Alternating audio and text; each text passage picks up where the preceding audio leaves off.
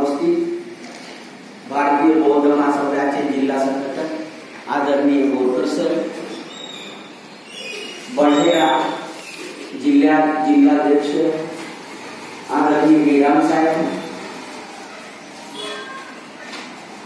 तसेच भारतीय बौद्ध महासभेच्या सगळ्या माझ्या बौद्ध उपासक, बौद्ध बंधू आणि भगिनींनो, आज मी आपल्या समोर भारताचे संविधान, आता नुकताच 26 नोव्हेंबर हा दिवस आपण संविधान दिवस म्हणून साजरा करतो। आता संविधानाचं काय महत्व आहे त्याबद्दल मी म्हणेन की तळपत राहून सूर्यासारखा, तळपत राहून सूर्यासारखा अविरत झिजला चंदना समान, अविरत झिजला चंदना समान, बनवलं माणूस शिकवली मानवता, बनवलं माणूस शिकवली मानवता, आणि झाला मना मनावर विराजमान, आणि झाला मना मनावर विराजमान, जो बनला त्यागाने, जो बनला त्यागाने अनाथांचा नाम, क्रांतीवीर युगपुरुष, संविधानाचा शिल्पकार, संविधानाचा शिल्पकार, संविधानाचा शिल्पकार।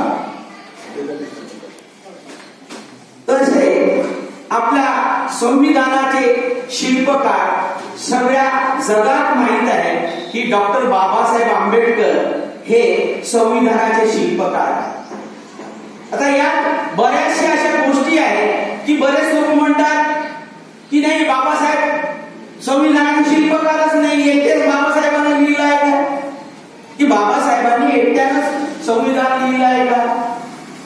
तर माझं त्यावर असं म्हणणं आहे की आपण जर संविधानामध्ये जो फोटो आहे, संविधान दिनाच्या दिवशी जो आपण एक फोटो लावतो, त्या फोटोमध्ये एका बाजूला बाबासाहेब उभे आहेत आणि दुसऱ्या बाजूला डॉक्टर राजेंद्र प्रसाद आणि इतर लोक उभे आहेत, आणि हा फोटो भारताच्या अशोका हॉल, राष्ट्रपतीचा जो हॉल आहे अशोका हॉल, त्यामध्ये मोठा फोटो लावलेला आहे, आणि त्यावरूनच आपल्याला असं लक्षात येतं की बाबासाहेब संविधान देत आहे, बाबासाहेब संविधान देत आहे, आणि बाकीचे सगळे ते घेत आहे, बाकीचे सगळे ते घेत आहे, म्हणजे देणार आहे आणि घेणार आहे। म्हणजे इकडल्या साईडने जर बाबासाहेबांनी जर संविधान लिहिलंच नसतं तर बाबासाहेब एकटे एका बाजूला नसते आणि घेणारे दुसऱ्या बाजूला नसते। तर मला त्या लोकांना हे सांगायचं आहे की आमचे बाबासाहेब हे संविधानाचे खरोखरच शिल्पकार आहे। त्यांना हा एक छोटासा पुरावा मी सादर करतो की हा फोटोच त्याचं साक्षी रूप आहे की बाबासाहेबांनी आमच्या संविधान लिहिलेलं आहे। तर 25 नोव्हेंबर 1949 रोजी, म्हणजे संविधान अर्पण करण्याच्या एक दिवस आधी डॉक्टर बाबासाहेब आंबेडकरांनी आपल्याला एक इशारा दिला होता। म्हणजे आजपासून जवळपास 75 वर्षापूर्वी डॉक्टर बाबासाहेब आंबेडकरांनी आपल्याला एक धोक्याचा इशारा दिला होता। डॉक्टर बाबासाहेब आंबेडकर 25 नोव्हेंबर 1949 रोजी आपल्या भाषणात म्हणतात, इतिहासाची पुनरावृत्ती होईल की काय या विचाराने मी चिंताग्रस्त झालेलो आहे। डॉक्टर बाबासाहेब आंबेडकर संविधान लिहितात, संविधान लिहून अर्पणही करतात, दुसऱ्या दिवशी अर्पण करायचं आहे, पण डॉक्टर बाबासाहेब आंबेडकरांच्या मनात एक चिंता निर्माण होत आहे, कारण की हा देश जो आहे क्रांती प्रतिक्रांतीचा देश आहे, आणि या आपल्या क्रांतीवर आज जे बाबासाहेब आंबेडकर संविधान लिहून जी बाबासाहेबांनी क्रांती केलेली आहे त्यावर प्रतिक्रांतीची त्यांना त्यावेळेसच भीती वाटायला लागली होती। मी चिंताग्रस्त झालेलो आहे. जात आणि संप्रदाय या संदर्भातले जे आपले शत्रू आहेत त्या शत्रूंचा विचारधारेची पक्षाची निर्मिती या लोकशाही होणार आहे. डॉक्टर बाबासाहेब आंबेडकर म्हणतात की एका विशिष्ट जातीची विचारधारा घेऊन एखादा पक्ष या देशात तयार होणार आहे आणि आपल्याला तो माहित आहे की कोणती विचारधारा आहे ती. तर असा पक्ष या देशात तयार होणार आहे. देशापेक्षा मोठं मांडलं अशा पक्षांनी आपल्या विचारधारेला देशापेक्षा मोठं मांडलं तर आपलं स्वातंत्र्य पुन्हा एकदा धोक्यात येण्याची शक्यता आहे. आणि अशा प्रकारचे लोक जे देशाला मोठं मांडल्या पाहिजे म्हणजे सगळ्यात पहिले म्हणजे डॉक्टर बाबासाहेब आंबेडकर म्हणतात की मी पहिले भारतीय आहे आणि शेवटी भारतीय आहे.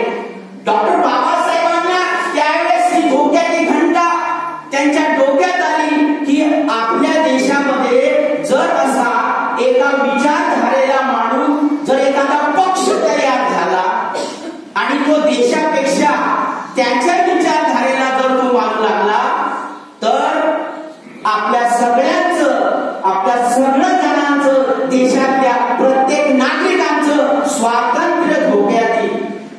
म्हणजे डॉक्टर बाबासाहेब म्हणतात की मी हे देऊन तर राहिलो आहे पण माझ्या मनात भीती आहे. स्वातंत्र्य कायमचं कदाचित आपण ते स्वातंत्र्य कायमचं गमावून बसू हे होऊ नये म्हणून आपण कंबर कसायला पाहिजे. आपल्या रक्ताचा शेवटचा थेंब असेपर्यंत आपल्या स्वातंत्र्याचा आपण रक्षण करायला पाहिजे. डॉक्टर बाबासाहेब आंबेडकर म्हणतात की हे तुम्ही जर एखाद्या विचारधारेला जर वाहून घेतलं तर आपले जी स्वातंत्र्य आहे आपलं स्वातंत्र्य आहे ते धोक्यात येईल. आणि हे जर तुम्हाला धोक्यात येऊन द्यायचं नसेल तर सगळ्यांनी पूर्ण भारताच्या सगळ्या नागरिकांनी आपली कंबर कसली पाहिजे आणि रक्ताच्या शेवटच्या थेंबापर्यंत आपलं स्वातंत्र्य कायम ठेवलं पाहिजे. त्यावेळी डॉक्टर बाबासाहेब आंबेडकर हे बोलले कारण काय होतं म्हणजे त्या दिवशी जर बाबासाहेब बोलले त्याच्या मागे काहीतरी कारण असेल. त्यांचा असा त्यांना आपल्या खऱ्या इतिहासाचा सखोल अभ्यास होता. आपल्या शत्रूंच्या कुटील मानसिकतेचा त्यांच्या कपटी कारस्थानी स्वभावाचा त्यांना सखोल चिकित्सा होती. म्हणजे डॉक्टर बाबासाहेब आंबेडकर हे सहजच नाही बोलले. त्यावेळेस त्यांना माहित होतं या देशामध्ये जी एक व्यवस्था आहे जी मनुवादी व्यवस्था आहे त्याचे कसे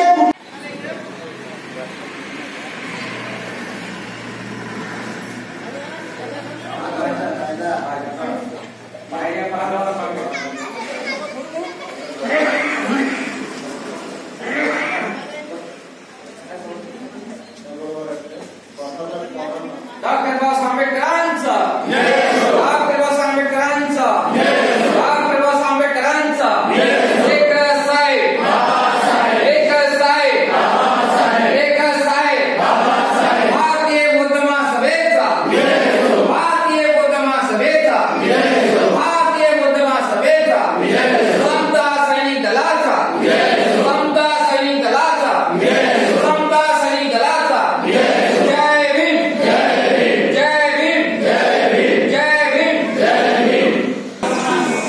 व्हिडिओ सुरू झाला का? व्हिडिओ